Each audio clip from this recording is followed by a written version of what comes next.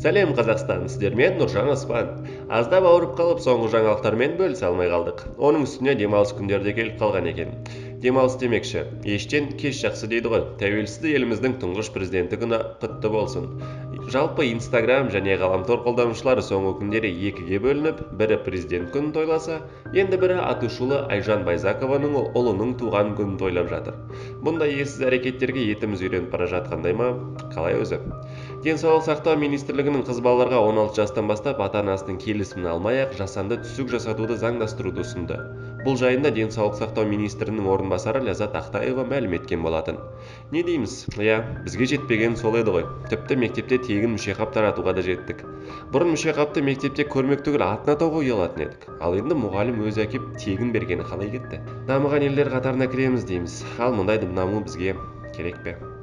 Жарайды, енді жағымды жаңалықтарға көшейікші. Күні кеше Алып Шаһар Алматы Шолақ атындағы спорт сарайында тұңғыш президент күніне арналған қазақша күрестен өткен чемпионат аяқталды. 31 жастағы қазақстандық Айбек Нұғымаров ақтық сайыста Ерсұлтан Мұзафаровты жеңіп, 2 дүркін чемпион атанды.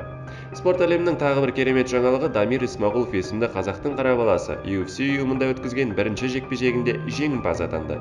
Бірақ бауырымыз Ресейде тұратын Орынбор қаласының тумасы болып шықты.